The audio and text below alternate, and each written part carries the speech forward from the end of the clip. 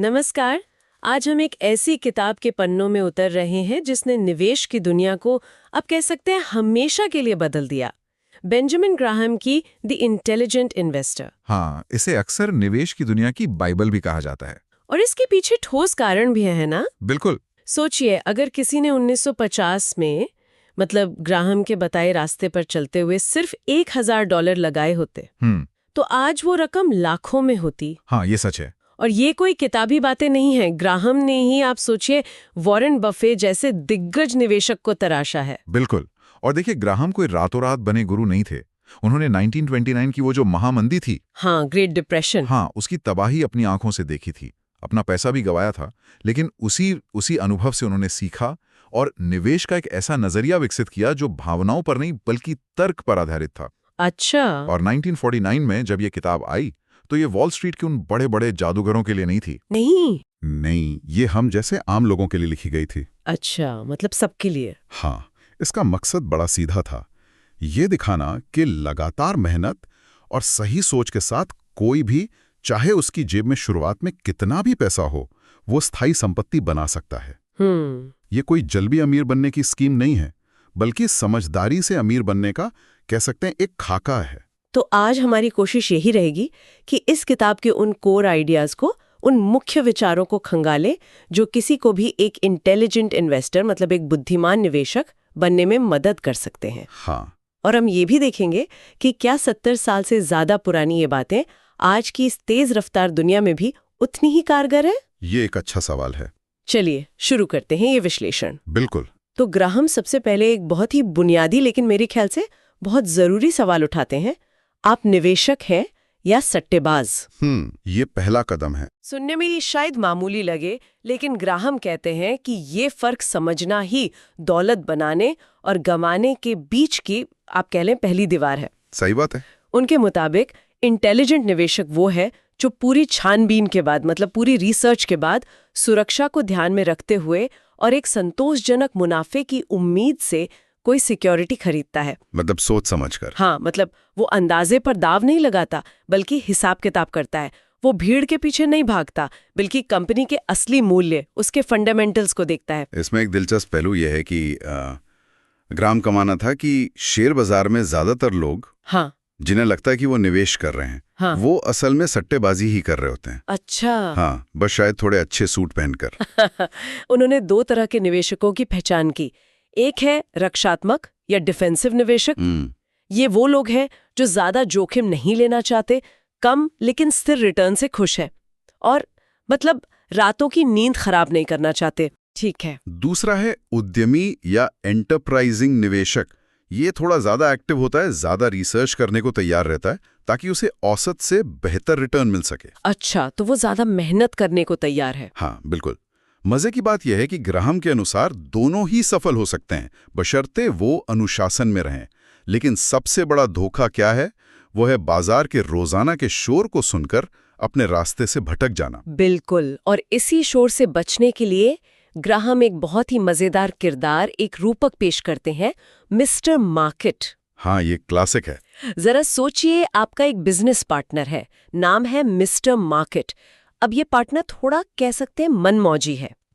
रोज सुबह आपके पास आता है और आपके बिजनेस में आपके हिस्से की एक कीमत बताता है। हर रोज एक नई कीमत। हाँ, हर रोज।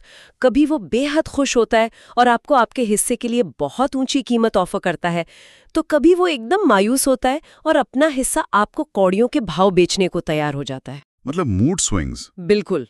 वो हर रोज अपनी राय बदलता रहता है। ग्राहम कहते हैं कि एक समझदार निवेशक को मिस्टर मार्केट के इस रोज के मूड स्विंग से परेशान होने की जरूरत ही नहीं है। अच्छा। आप उसकी पेशकश को नजरअंदाज कर सकते हैं, लेकिन असली समझदारी इसमें है कि आप मिस्टर मार्केट के मूड का फायदा उठाएं। कैसे? जब वो बेहद निराश हो, यानी बाजार बुरी तरह गिरा हुआ हो और सस्ते हैं अपना हिस्सा बेच रहा हो, तब आपको खरीदना चाहिए।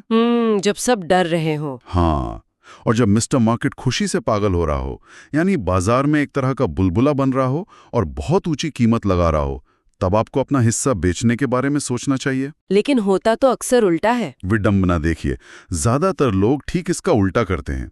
जब कीमतें आसमान छू रही होती हैं तब वो खरीदते हैं, और जब सब कुछ गिर जाता है तो डरकर बेच देते हैं। हाँ, यहाँ सवाल ये उठता है कि क्या कोई उस वक्त शांत और तर्कसंगत रह सकता है जब चारों तरफ अफरा तफरी मची हो? ग्राम के अनुसार यही इंटेलिजेंट इन्वेस्टर की पहचान है। ये मिस्टर मार्केट वाली बात तो वाकई मतलब सोचने पर मजबूर करती है। अब आते हैं ग्राहम के उस सिद्धांत पर जिसे वैल्यू इन्वेस्टिंग का कॉर्नरस्टोन यानी आधारशिला माना जाता है। Margin of safety. हाँ, सुरक्षा का मार्जिन ऑफ सेफ्टी। ये सुनने में थोड़ा टेक्निकल लगता है लेकिन है बहुत सीधा, है ना? बिल्कुल। इसे ऐसे समझें, मान लीजिए आप एक पुल बना रहे हैं जो 10,000 किलो वजन झेल सकता है। ठीक है। लेकिन सुरक्षा के लिए आप उस पर सिर्फ 6,000 किलो वजन वाले ट्रक ही चलने की इजाजत देते हैं। ये जो अतिरिक्त 4,000 किलो की गुंजाइश है, हाँ, यही आपका सुरक्षा का मार्जिन है। निवेश में इसका मतलब है कि कोई स्टॉक तभी खरीदें जब उसकी बाजार कीमत उसके असली मूल्य मतलब इंट्रिंसिक वैल्यू से काफी कम हो। इंट्रिंसिक वैल्यू यानी कंपनी की असल कीमत। हाँ, उसकी वास्तविक कीमत जो उसके एसेट्स, कमाई और भविष्य की संभावनाओं पर आधारित होती है। मान लीजिए आपकी गणना के हिसाब से एक कंपनी का शेयर $100 का होना चाहिए। तो ग्राहम कहेंगे उसे 95 या $90 में मत खरीदो, इंतजार करो। अच्छा। जब वो $60 या $70 पर मिले तब खरीदो। ओह, काफी नीचे। हाँ, ये जो $30-40 का अंतर है, यही आपका बफर है। ये आपको बचाता है आपकी अपनी गणना में हुई गलतियों से, कंपनी के सामने आई किसी अचानक मुसीबत से, या बस कह लीजिए बुरी किस्मत से। लेकिन इतना सब्र कौन रखता है? यही तो मुश्किल है। समस्या ये है कि ज्यादातर लोगों में इतना सब्र नहीं होता। वो $100 की चीज $90 में देखकर ही डील समझ लेते हैं, जबकि असली इंटेलिजेंट इन्वेस्टर $60 का इंतजार करने की हिम्मत रखता है। याद रखें, ग्राहम का मंत्र था, आपका रिटर्न इस बात पर कम निर्भर करता है कि आपने क्या खरीदा, और इस बात पर ज्यादा कि आपने किस कीमत पर खरीदा। ये बहुत बड़ी बात है। हाँ, एक शानदार कंपनी भी गलत कीमत पर बुरा निवेश साबित हो सकती है। कीमत पर इतना जोर देना वाकई आंखें खोलने वाला है। लेकिन सिर्फ कीमत ही नहीं, ग्राहम कंपनियों की जो रिपोर्ट की गई कमाई होती है उसको लेकर भी आगाह करते हैं। हाँ, ये भी एक महत्वपूर्ण पॉइंट है। वो बताते हैं कि कंपनियां कई कानूनी तरीकों से अपनी कमाई के आंकड़ों को कम या ज्यादा दिखा सकती हैं। जी। इससे कई बार अच्छी कंपनियां मुश्किल में दिख सकती हैं और औसत कंपनियां चमकती हुई नजर आ सकती हैं। ये तो डराने वाली बात है ना? मतलब जो आंकड़े हम देख रहे हैं, हो सकता है वो पूरी कहानी ना बता रहे हों, और ज्यादातर निवेशक तो इन्हीं हेडलाइन नंबरों के आधार पर फैसले लेते हैं। बिल्कुल, ये वैसा ही है जैसे किसी फिल्म को सिर्फ उसके पोस्टर से जज करना। हाँ। ग्राहम कहते हैं कि सतह से नीचे झांकना जरूरी है। सिर्फ एक तिमाही के नतीजों पर मत जाइए, कई सालों की लगातार कमाई का पैटर्न देखिए। अच्छा, लॉन्ग टर्म ट्रेंड। हाँ, कंपनी पर कर्ज कितना है, क्या उसके पास पर्याप्त कैश फ्लो है, मतलब कारोबार चलाने के लिए नकदी, बाजार में उसकी पकड़ कैसी है, और सबसे जरूरी, उन कंपनियों से सावधान रहें जिनके आंकड़े सच होने के लिए कुछ ज्यादा ही अच्छे लगे। Too good to be true वाला मामला। बिल्कुल। इसी तरह प्रति शेयर आय यानी अर्निंग्स पर शेयर EPS का आंकड़ा भी भ्रामक हो सकता है। वो कैसे? मान लीजिए कंपनी कहती है कि उसका EPS $1 से बढ़कर $1.50 हो गया, 50% की शानदार बढ़ोतरी। वाह! लेकिन हो सकता है कि इसी दौरान कंपनी ने बाजार में नए शेयर जारी कर दिए हों, तो प्रति शेयर कमाई तो बढ़ गई, लेकिन कंपनी का कुल मुनाफा शायद उतना ना बढ़ा हो, या शायद घट भी गया हो। अरे! ये कुछ वैसा ही है जैसे पिज्जा के स्लाइस छोटे करके कहना कि अब ज्यादा पिसा है। हाँ, सही मिसाल है। ग्राहम की सलाह है, इन अकाउंटिंग की बारीकियों को समझें और कंपनी के वास्तविक लंबे समय के प्रदर्शन पर ध्यान दें। ये तो सच में एक जासूस की तरह काम करने जैसा है। तो फिर सवाल उठता है कि एक आम निवेशक, खासकर जो रक्षात्मक यानी डिफेंसिव सोच रखता है, वो कैसे सही स्टॉक चुने? क्या ग्राहम इसके लिए कोई सीधा रास्ता बताते हैं? हाँ, बिल्कुल। रक्षात्मक निवेशक के लिए ग्राहम एक स्पष्ट चेकलिस्ट देते हैं जो काफी हद तक जोखिम कम कर देती है। क्या है वो चेकलिस्ट? पहला, कंपनी का आकार बड़ा होना चाहिए और उसकी वित्तीय स्थिति मजबूत होनी चाहिए। छोटी नई कंपनियों में जोखिम ज्यादा होता है। Size matters. दूसरा, कंपनी को लगातार कम से कम पिछले 20 सालों से लाभांश यानी डिविडेंड देना चाहिए।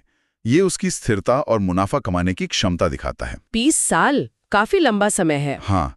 तीसरा, पिछले 10 सालों में उसे कभी घाटा ना हुआ हो, कोई नुकसान नहीं। चौथा, उसका मूल्य से कमाई अनुपात यानी प्राइस टू अर्निंग्स या PE रेशियो बहुत ज्यादा ना हो, मतलब कंपनी की हर 1 रुपए की कमाई के लिए आप कितना गुना कीमत चुका रहे हैं, वो लिमिट में हो। ठीक है।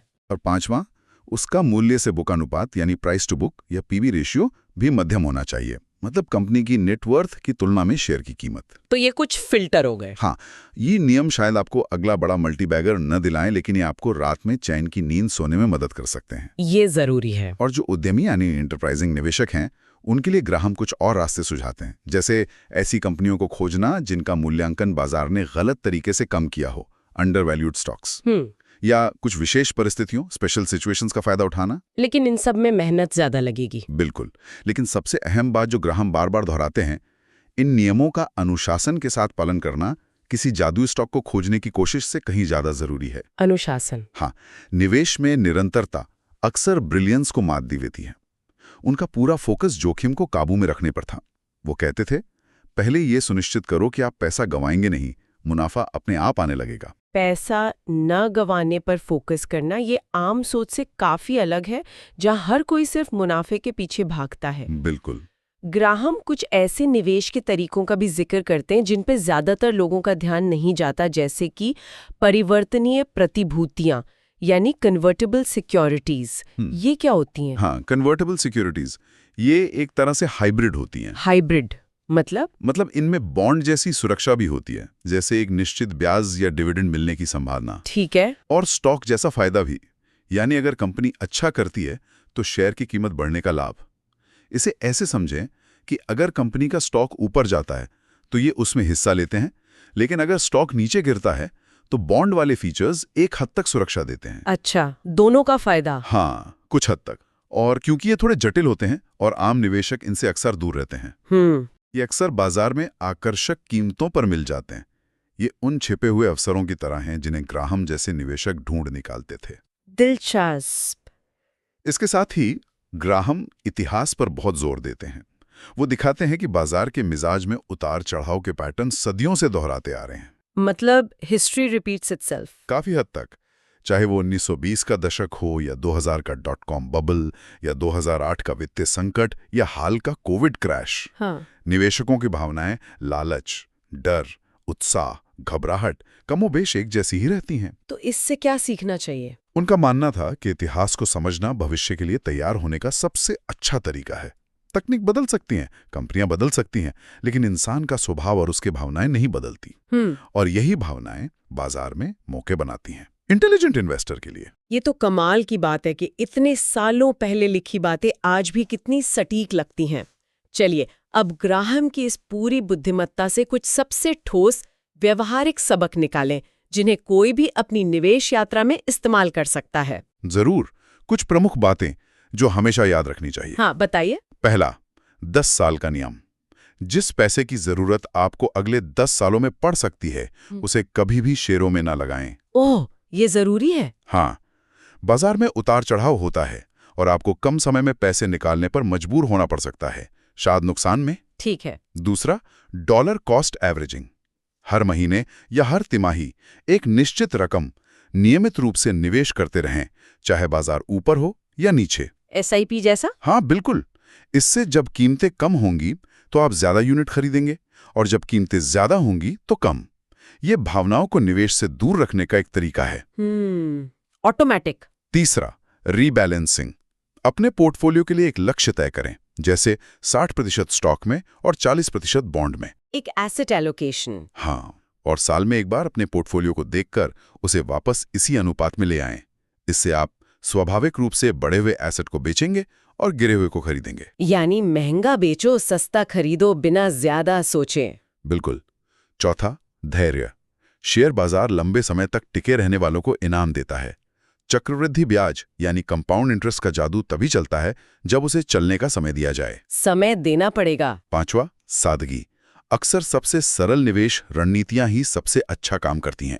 बहुत जटिल रणनीतियों के पीछे भागने की जरूरत नहीं। Keep it simple. छठा, भावनाओं पर काबू। निवेश के फैसले तब लें जब आप शांत हों, ना कि तब जब बाजार में उत्साह या डर का माहौल हो।